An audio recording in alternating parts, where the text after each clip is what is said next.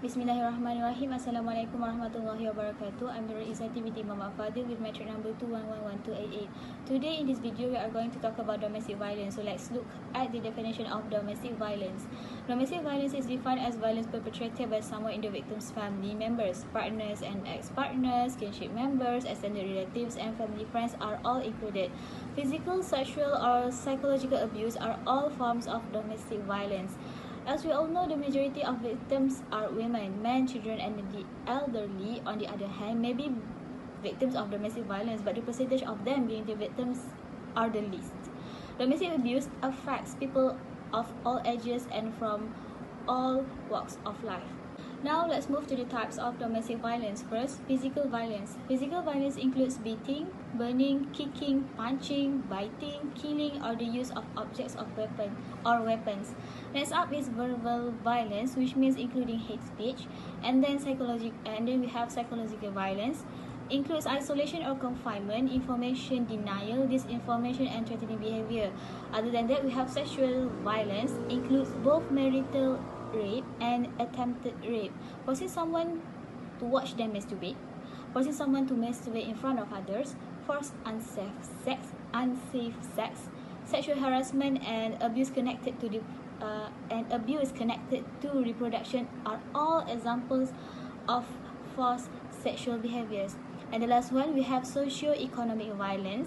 Typical forms of socio-economic violence include taking away the earnings of the victim, not allowing them to have a separate income, giving them housewife status, or making them work in a family business without a salary, or making the victim unfit for work through targeted physical abuse. I think that's all from me. I will pass to the next presenter. Thank you. Thank you, Izzati. Moving on to our next point is who is the victim of domestic violence. Without knowing the gender and age, everyone can be a victim, including children, parents, husband, wife, and people who live with them. The next point is the cycle of domestic violence. This cycle can happen many times during the relationship, and not everyone's experienced the same cycle. Each phase may last a different length of time. The first one is the honeymoon phase. In an unhealthy honeymoon phase, the partner might say "I love you" too soon, and they might trust and rely on each other too soon. Next is the tension building phase. In this phase, the abusive partner may point out things that the target is doing to upset them, and the victim will adjust their behavior accordingly. And that leads us to the next phase, which is explosion phase. This is where the abuse occurs. The tension breaks and the explosion, and though it's a painful experience for the target, it can also be a relief that there is not any more tension. The final phase is denial phase, where the abuser becomes kind, generous, loving, and apologetic. However, this phase typically disappears because the abuser has manipulated and brainwashed the victim to the point where they perceive they can't live. Assalamualaikum warahmatullahi wabarakatuh. My name is Nurul Fatihah binti Samsul Rafzi. Now I would like to explain the factors of domestic violence. The first one is economic stress and unemployment. One example, during the COVID-19 pandemic. So as this pandemic continues, many families are seeing their financial situation keep worsening, and unemployment rates are high. Also, at the same time, the domestic violence will reportedly increases day by day. The second one is desire for power and control in relationships. This is a behavior used by an abuser to gain or to maintain control over another person which is their partner. So abusers are commonly motivated by devaluation, envy, personal gain, or the enjoyment of exercising power and control. And the victims of this behavior are often subject to psychological, physical, mental, sexual, or financial abuse. The third one is unhealthy family relationships and interactions. Also one example, when there is a misunderstanding happen in a family, they are more likely to act violently rather than finding a peaceful solution. Assalamualaikum warahmatullahi wabarakatuh. My name is Tuan Nur Azadia Afizah binti Tuan Azman. So I would like to explain about effect domestic violence. So how the domestic violence affect the victim. First is no social support. The victim may become isolated from friends and family and increasingly dependent on her abuser. So it can be very hard to make sense of what really happening because of no social support. Second is safety concern. The victim may feel unsafe and have unfamiliar emotions or out of control thinking. This is because of the domestic violence. They may feel like they cannot trust themselves to get into another relationship. Third is trauma. For example of trauma, some people have feeling of isolation or depression because of domestic violence happen in their situation.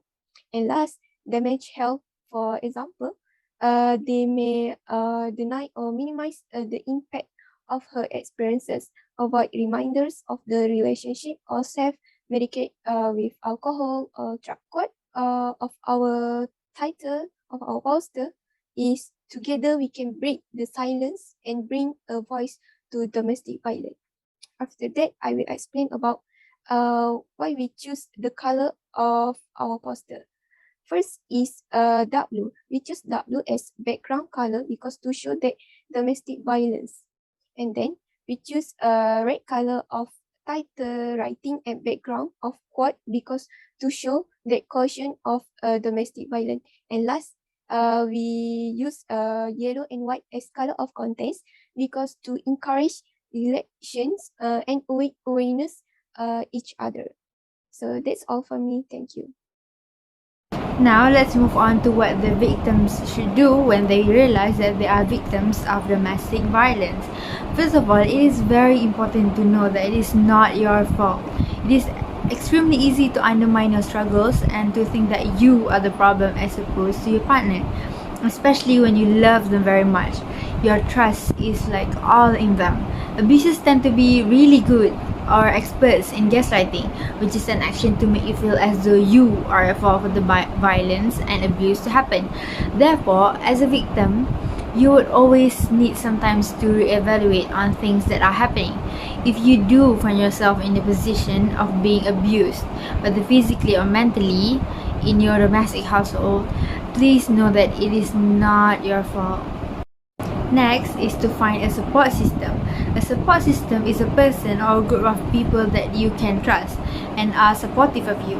These people can be among your family members, your friends, and when you have someone to tell of these things, which I mean domestic violence, you can get insights from people in the third perspective, which can help you to make better decisions on what to do next, and also as shoulders to cry on when you've had enough, and a protection whether physically or mentally when you need one.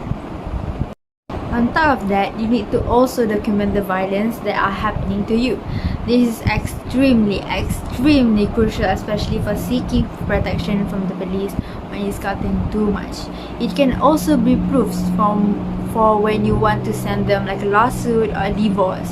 A lot of domestic abusers got away easily with what they did as there are not enough proofs to prove them guilty. Most might even blame you for what has happened. That is why documenting by maybe taking a picture of the injuries that were made to you is very important. Lastly, but most importantly, report the abuse. We understand that sometimes it is hard to do this as usually the person that have been abusing you domestically are your partners, meaning that you love them so very much. But also, we cannot let them get away with what they did. That is unjust for you and for the people that might be the next victims. So, although it is hard, with the documentations that you have, please report the abuser. That is for you and for other people's safety. In conclusion, it is important to be aware of the symptoms of domestic violence as early as possible. It is a crime that is punishable by law, so we should take action to prevent it as much as we can. I believe that is all from us. Thank you.